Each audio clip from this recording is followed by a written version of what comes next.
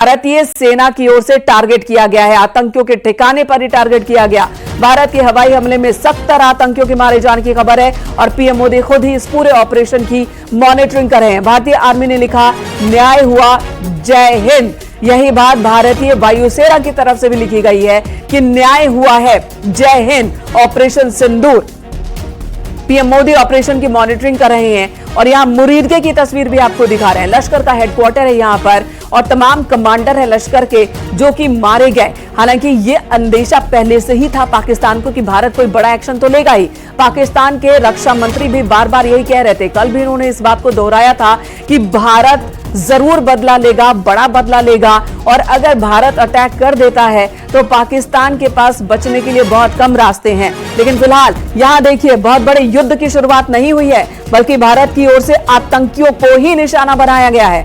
मुजफ्फराबाद और बहावलपुर में हमला हुआ, आतंकियों के 9 ठिकानों पर हमला हुआ और लश्कर-ए-तैयबा के कैंप पर हमला हुआ है। मुरीदके में यह कैंप पूरी तरह से जमींदोज हो चुका है, जहां पर आतंकी पनाह लेते थे, जहां पर आतंकियों को ट्रेनिंग दिया जाता था। यह हेडक्वार्टर है, यहीं पर डिसाइड होता था कि भारत में कहां-कहां किस तरह से दुनिया में आतंक को बढ़ावा देना है, आतंक फैलाना है, मासूमों की जान लेनी है। अब इस हेडक्वार्टर की स्थिति आप इन तस्वीरों में देख सकते हैं। हेडक्वार्टर पूरी तरह से जमींदोज हो चुका है, खंडहर में बदल चुका है और 70 से ज्यादा आतंकियों की मौत की खबर इस वक्त आ रही है सूत्रों के हवाले से। भारत ने सिर्फ आतंकियों को निशाना बनाया है। जो आबादी वाला इलाका है, जहां आम लोग रहते हैं, वहां पर कोई अटैक नहीं हुआ है।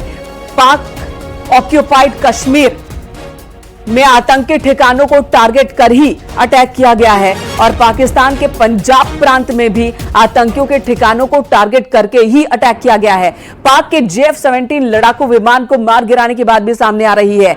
JF-17 ये वो लड़ाकू विमान है जो चीन से पाकिस्तान ने खरीदा था। इंडियन एयरफोर्स ने पाक के JF-17 को मार गिराया है। सूत्रों के हवाले से यह भी बड़ी खबर आ रही है इस वक्त, यानी कि एक बड़ा झटका मिला है।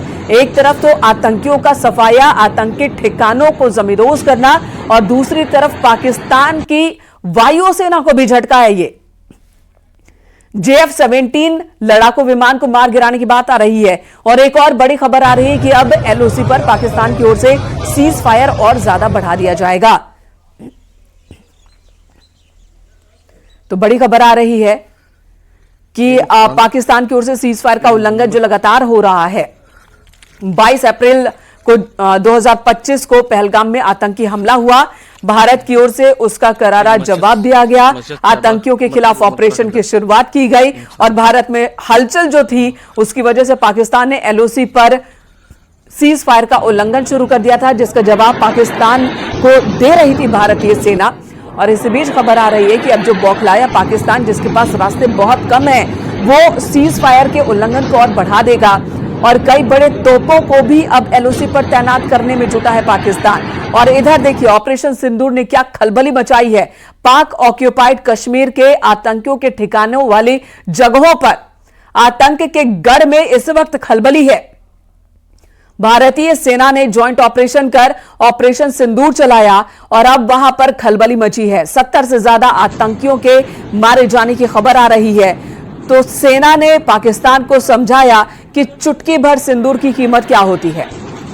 लश्कर का हेडक्वार्टर मिट्टी में मिल चुका है और कई कमांडर मारे गए हैं। लश्कर के कई कमांडर वायुसेना के इस एयर स्ट्राइक में मारे गए हैं।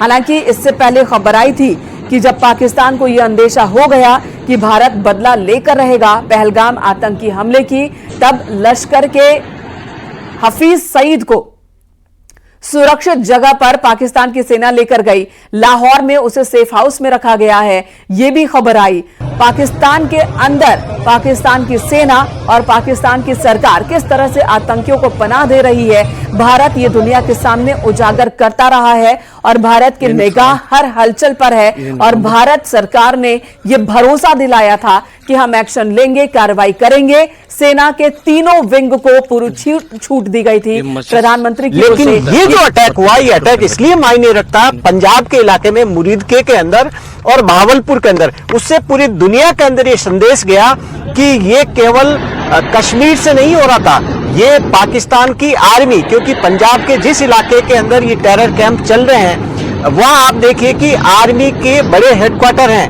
वहां से चाहे बाहुलपुर की बात करें या मुरीद का लाहौर के पास की बात करें, तो वहां से एक तरह से पूरा संदेश यहां से गया कि किस तरीके से पाकिस्तान की आर्मी इन आतंकियों को मदद कर रही थी, ट्रेन कर रही थी, इनके हेडक्वार्टर पंजाब में चल रहे थे और वहां से फिर